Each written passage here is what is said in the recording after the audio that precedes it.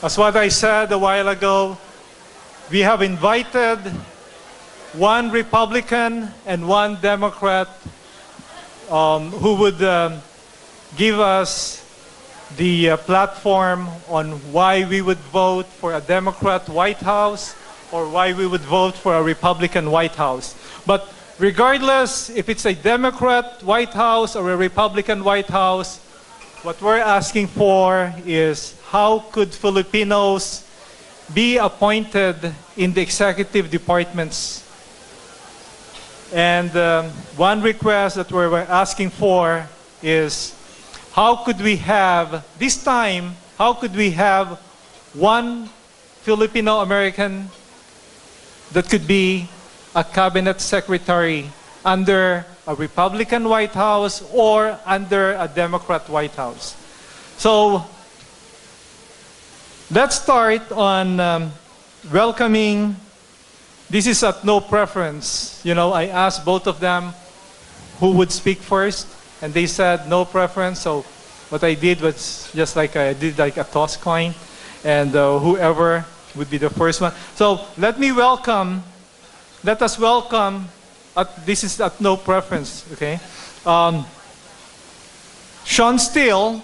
Shawn Steele, he is the committee man of the California Republican Party, which we are very fortunate that we have him in this function. He advocates for more Asian Americans in the government.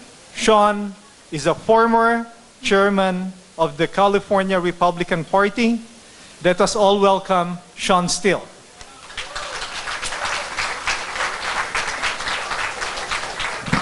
What a party! And I like the singing.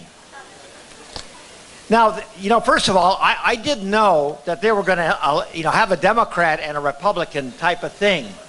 And then they mentioned it was Victor was going to be the Democrat. He looked so good and so smart, I thought he was a Republican.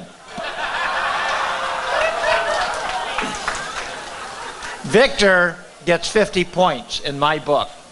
I don't care what his politics or his party is. He supports Young Kim. As far as I'm concerned, he's aces.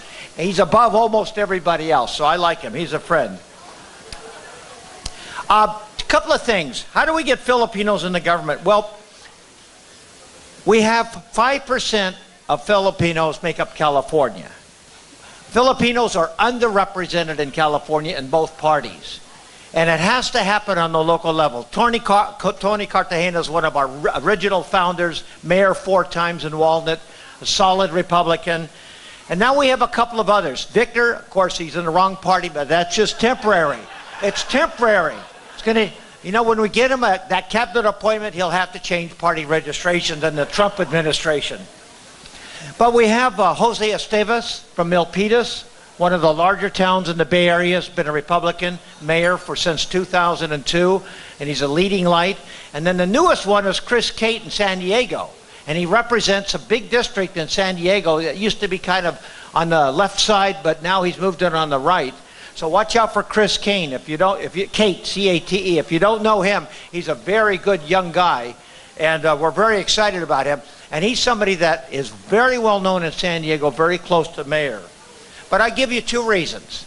2 reasons, just 2 reasons that you might want to think about which party serves your interest the best. Because Victor, you're very lucky to have Victor as a Democrat because he's a nice guy. Most Democrats aren't that nice, but Victor is. 1, most of you are successful. Most of you are professional. Most of you can afford to go to Joey's dinners. But the real problem in California is, can your children who are going to good schools afford to buy the home they were raised in?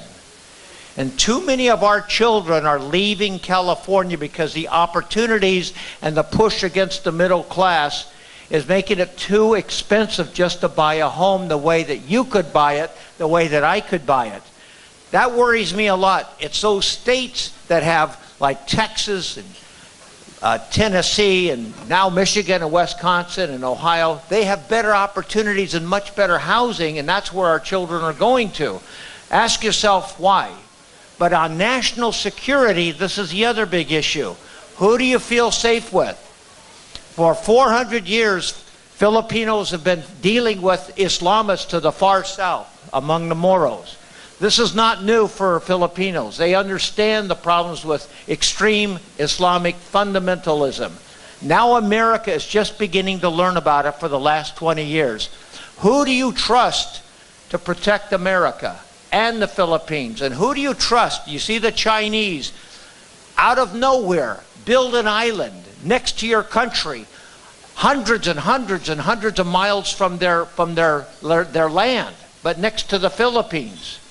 And they've done it in the last 8 years. And you have to ask yourself, who was president the last 8 years for them to actually do that? There was one time you didn't do that with the 7th Fleet. Never, never, never.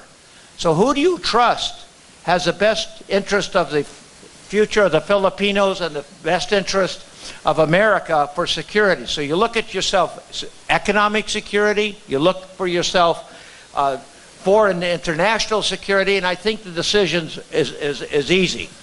The bottom line for me is that Filipino Americans are among the most patriotic Americans ever had. You were part of America for 100 years. The Filipinos and the Americans have been together. During World War II, you were our most valiant allies with 200,000. So many died in World War II, and then America turned its back on many of those veterans by not giving them the proper benefits and the proper attention. And now we're beginning to recognize that. Filipino Americans have been not given the fair right to come to America, and I think Victor and I agree on this.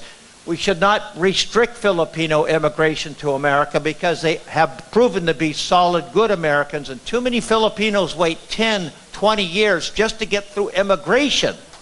That's not fair, and it never has been fair. So on that note, I always want you to keep an open mind. Don't look at me as a Republican. Look at Ed Royce. That's the kind of Republican you like. Don't look at me. Look at Tony Cartagena and Young Kim as good Republicans. And now I will cede the rest of my time for a very wonderful human being who likes Young Kim, so I don't care what he says. He's a good guy. Victor.